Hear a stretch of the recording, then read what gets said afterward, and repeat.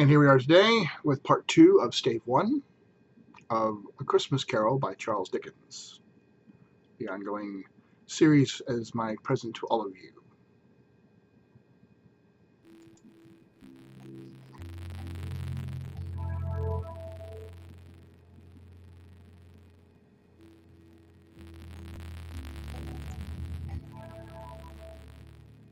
At length, the hour of shutting up the counting-house arrived.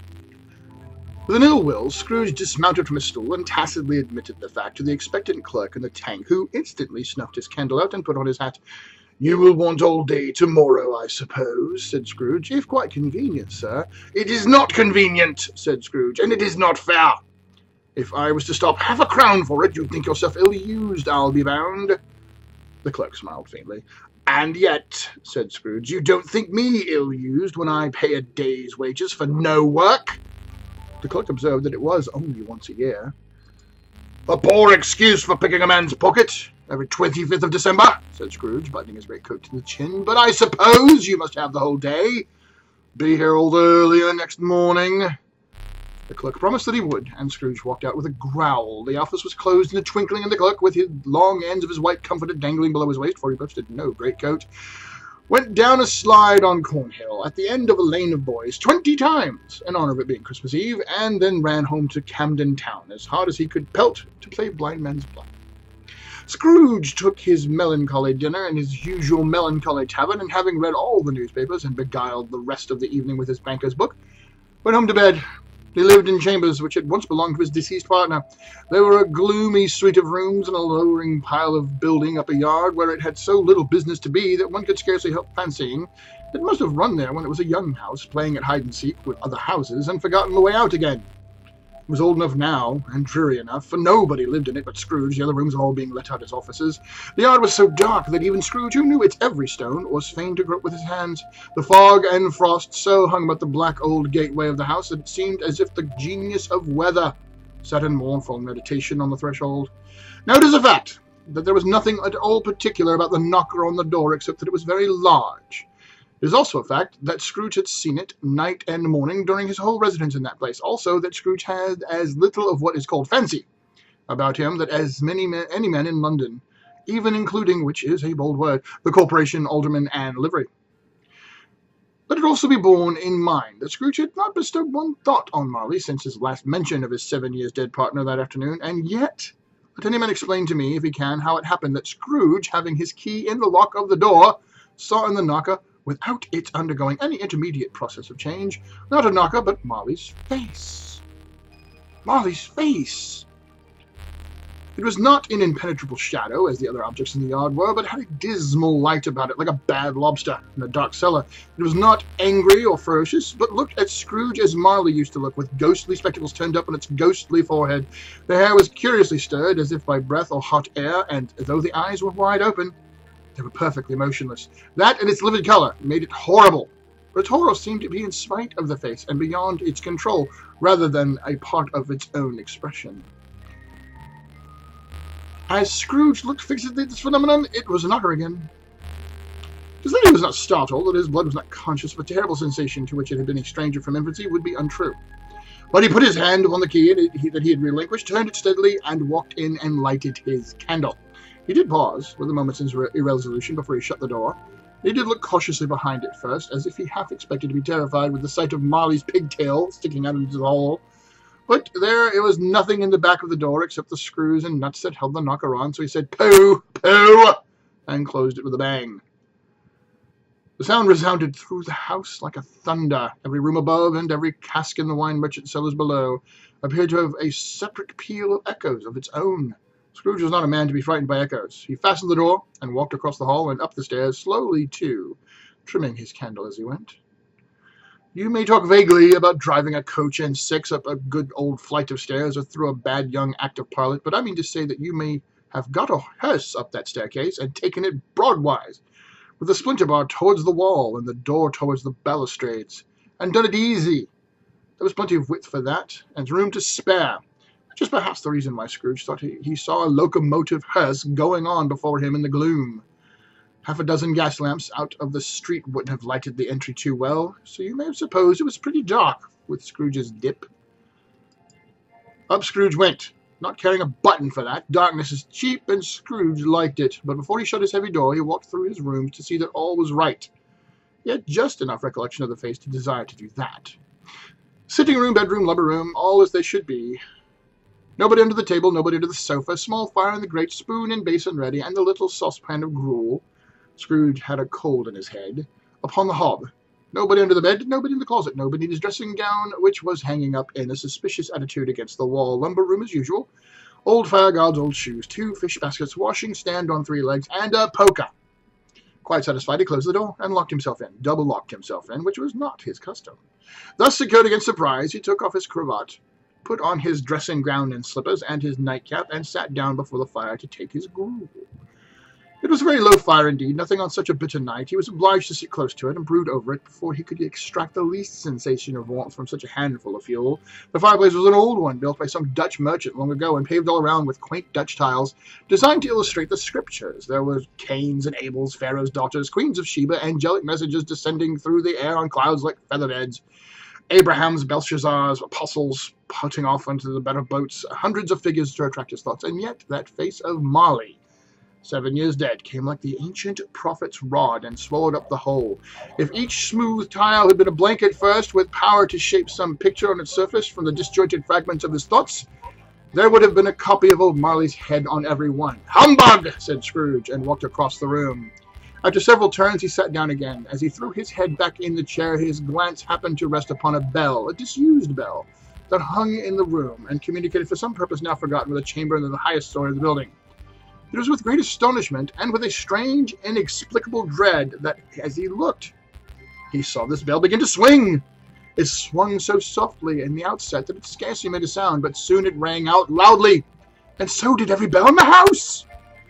This might have lasted half a minute, or a minute, but it seemed an hour. The bells ceased as they had begun, together.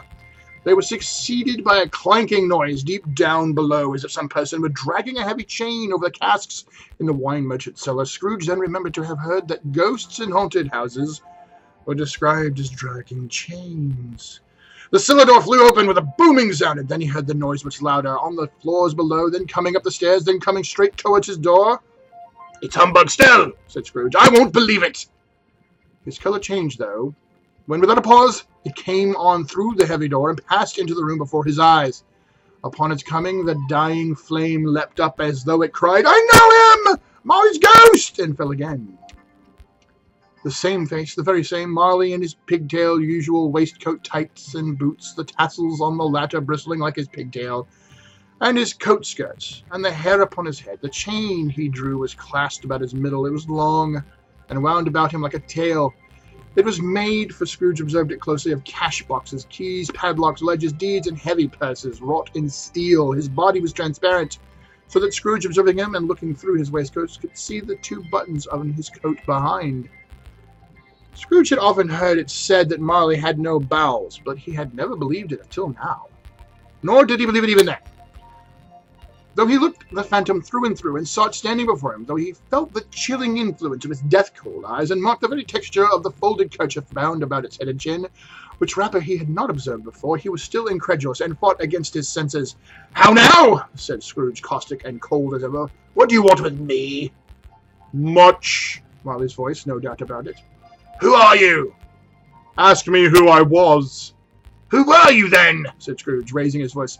"You're particular for a shade." He was going to say "to a shade," but substituted this as more appropriate. "In life I was your partner, Jacob Marley." Can you sit down?" asked Scrooge, looking doubtfully at him. "I can." "Do it, then." Scrooge asked the question because he didn't know whether a ghost so transparent might find himself in a condition to take a chair, and felt that in the event of it being impossible, it might involve the necessity of an embarrassing explanation. But the ghost sat down on the opposite side of the fireplace as if he were quite used to it. "You don't believe in me?" observed the ghost. "I don't," said Scrooge. "What evidence would you have of my reality beyond that of your senses?" "I don't know," said Scrooge. "Why do you doubt your senses?" "Because," said Scrooge, "there's a little thing can affect them. A slight disorder of the stomach makes them cheats. You might be an undigested bit of beef, a blot of mustard, a crumb of cheese, a fragment of an underdone potato. There's more of gravy than of grave about you, whatever you are. Scrooge was not much in the habit of cracking jokes, nor did he feel in his heart by any means waggish them. The truth is that he tried to be smart as a means of distracting his own attention and keeping down his terror, for the spectre's voice disturbed the very marrow in his bones. To sit staring at those fixed glazed eyes in silence for a moment would play, Scrooge felt, the very deuce with him. There was something very awful, too, in the spectre's being provided with an infernal atmosphere of its own. Scrooge could not feel it himself, but this was clearly the case, for though the ghost sat perfectly motionless, its hair and skirts and tassels were still agitated as if by hot vapour from an oven. "You see this toothpick?" said Scrooge, returning quickly to the charge for the reason just assigned, and wishing, though it were only for a second, to divert the vision's stony gaze from himself. "I do," replied the ghost. "You are not looking at it," said Scrooge. "But I see it," said the ghost, "notwithstanding."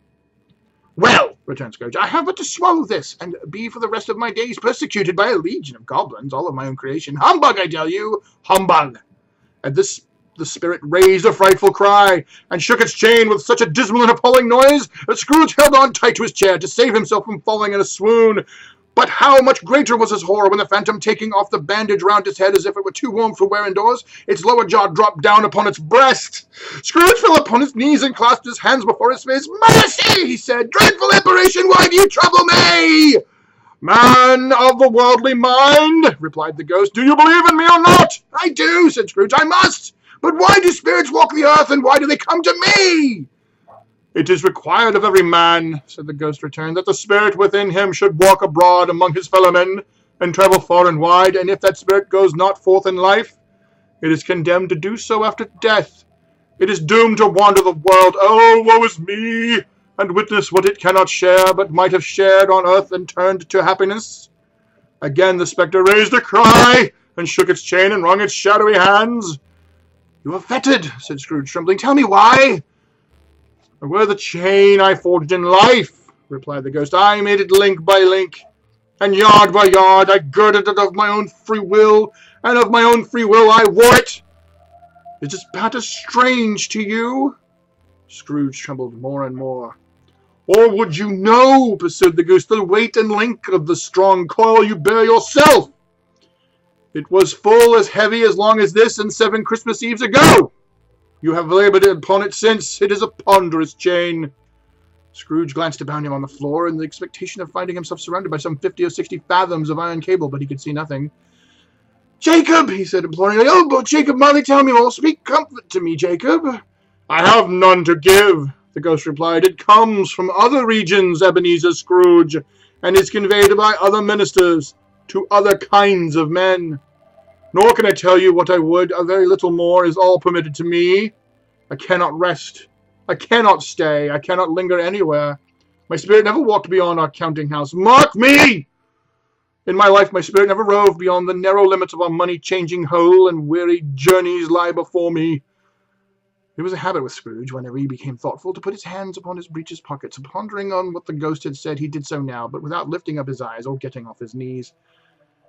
"You must have been very slow about it, Jacob," Scrooge observed, in a businesslike manner, though with humility and deference. "Slow!" the ghost repeated. 7 years dead," mused Scrooge, "and travelling all the time?" "The whole time," said the ghost. "No rest, no peace, incessant torture of remorse."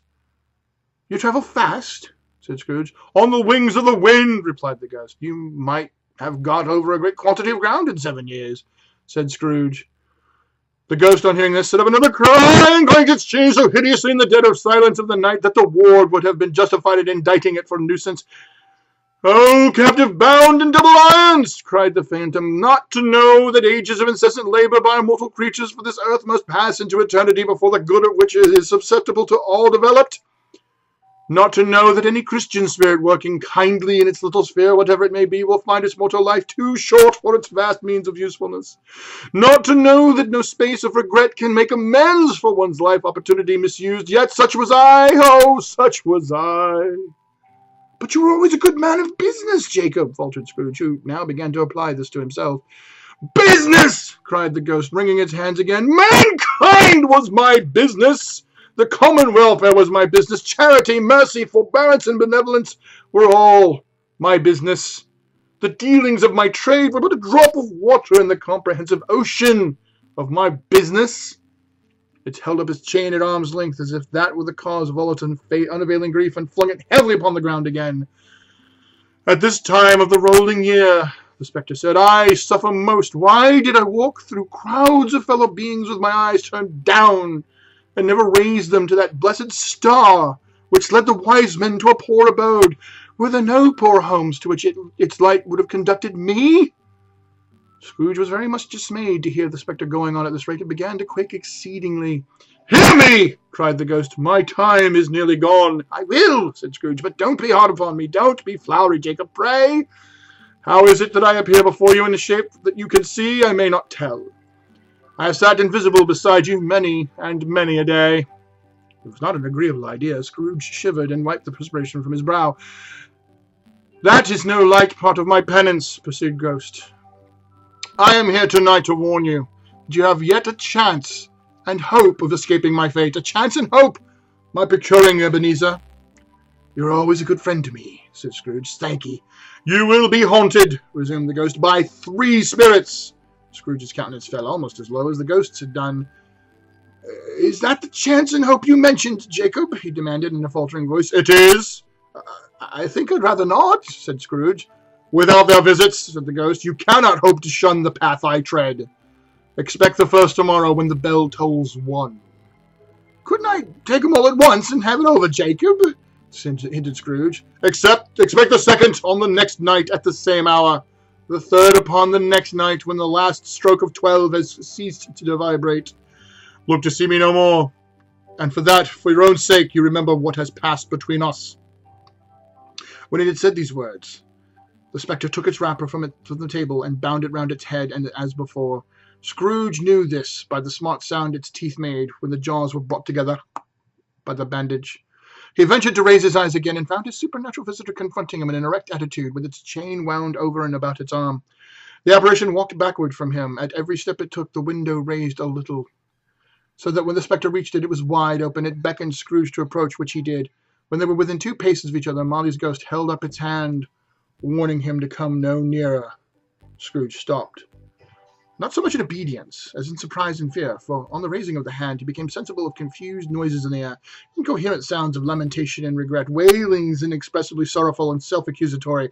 The spectre, after listening for a moment, joined in the mournful dirge and floated upon the bleak dark night. Scrooge followed to the window, desperate in his curiosity. He looked out. The air was filled with phantoms wandering hither and thither in restless haste, and moaning as they went. Every one of them wore chains like Molly's ghost. Some few, they might be guilty governments, were linked together. None were free. Many had been personally known to Scrooge in their lives. He had been quite familiar with one old ghost in a white waistcoat, with a monstrous iron safe attached to its ankle, who cried piteously at being unable to assist a wretched woman with an infant, whom it saw below upon her doorstep. The misery with them all was clearly that they sought to interfere for good in human matters, and had lost the power forever. When these creatures faded into mist, or mist enshrouded them, he could not tell, but they and their spirit voices faded together, and the night became as it had been when he walked home. Scrooge closed the window and examined the door by which the ghost had entered. It was double-locked, as he had locked it with his own hands, and the bolts were undisturbed. He tried to say humbug, but stopped at the first syllable. And being from the emotion he had undergone, or the fatigues of the day, or on his glimpse of the invisible world, or the dull conversation of the ghost, or the lateness of the hour, much in need of repose, went straight to bed without undressing, and fell asleep upon the instant. Thus endeth Stave 1 and Part 2 of my Christmas gift, Christmas Carol. I'll either do the next one later tonight or sometime tomorrow.